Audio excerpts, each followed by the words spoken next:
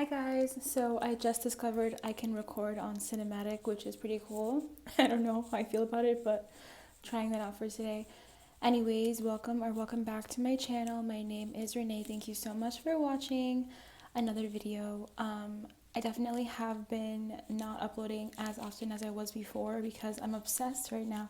I'm obsessed with Substack. It's like my new favorite thing.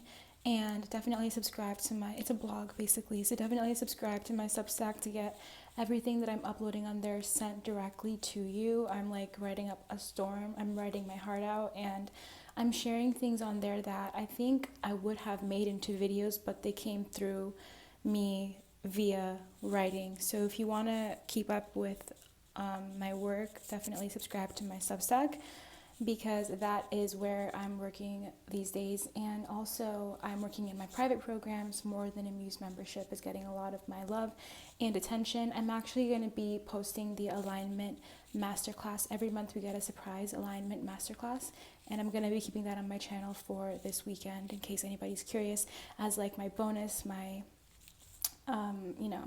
sneak peek into the program, because I'm really spending a lot of time in there too.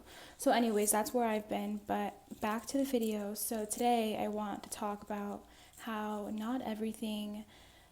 we all know that not everything deserves our energy, not everything deserves our attention, but honestly, not everything deserves our response. And this is a training and some insight that I got this week about like giving yourself permission not to care. So I feel like we just have to give ourselves permission not to care. And it's kind of like, if you randomly catch yourself feeling like super good, like, that feeling when you're just on top of the world and you're feeling like good, you're not overthinking, you don't have that like anxiety brain, and you're just like feeling amazing. That's a feeling that I slip in and out of, but when I'm in it, I'm just like, wow, it feels so good not to care. Oh, it feels so good not to care. And one of the ways that I really noticed this, at least with myself, let me know if you can relate, but like on the days, like I talk a lot about body image on my channel, and actually that's why I wanted to start off with that theme first in my More Than a Muse membership program, because I know how consuming it can be to think about your body and fitness and nutrition and just like body image in general. So I'd go more into detail in the More Than a Muse membership program. Definitely check it out if you want to learn more in the description below. But the moments that I really give myself permission to stop caring in terms of like my own inner dialogue, like the inner criticism toward myself, toward how I look. Oh, do I look fat today? Like that's a big one. I'm just going to be like super blunt. Like that's a big one. Like sometimes if I feel fat, if I feel like I look fat, my day's going to be thrown off, or my mood's going to be thrown off, or I'm not going to feel as confident as I would have if I feel like I look good or I look fit. Like, and it's just such a play on our minds. Like it really is all low-key an illusion, as long as you're healthy and you're doing everything that you can to remain healthy and you're staying on top of your routines, and it's all kind of a play on our perception. But when I notice that I give myself permission to not care, and it's like a good exercise is to just kind of let yourself go down the rabbit hole of those negative thoughts. It's like, okay, I look fat. Okay, I don't care.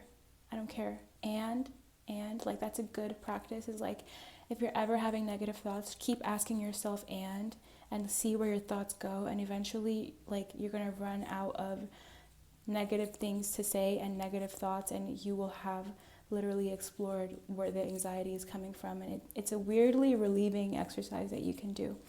But so I gave myself permission to stop caring so much about my body image, and I feel like as long as I'm healthy, as long as I'm keeping up with my fitness routines, my nutrition routines, as long as I'm not completely neglecting myself and I am caring for myself and doing what I can, the criticism in my own mind toward myself is just so unnecessary. And I catch myself oftentimes now literally just putting a pause on that, putting a big like who cares stamp on these thoughts, and actually it's weirdly liberating. And I know that's like a really weird and specific example, but it's just one of the areas in my life where I've truly given myself permission to stop caring. And it's like as if the brain fog cleared up when I started doing that, because you'd be surprised how much and how many of our thoughts like are running in the background, the ones that are like repetitive and negative. Like we all have our things, you know what I mean? But you'd be surprised, the more of those thoughts are running in the background, like it's really draining. Actually, it's draining your energy, obviously, and it's draining like your attention, and it's like all of that energy you could be putting into other things that are actually helping you. So we really do have to give ourselves permission to stop caring, and like just give yourself permission to not care. Like just every once in a while be like, I don't care.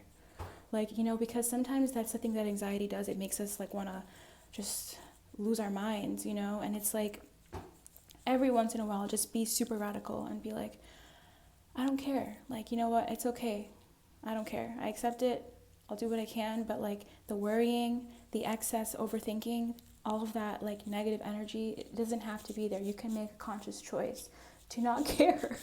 So obviously I'm being like, I'm being a little bit funny and like lighthearted about this, but honestly, like there are things that we can do to stop ourselves in the tracks when we're having overthinking. And you know, one of the ways that I also catch myself overthinking is if I ever form a behavior where I'm like, what's it called? Like over explaining myself.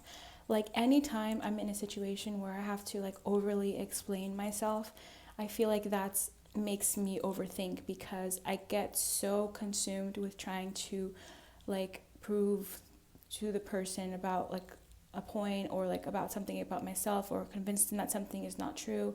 And that is such an energy suck as well. So it's like sometimes you have to just give yourself that space to be logical, reframe it into what can I do to make my situation better, and what do I have no control over.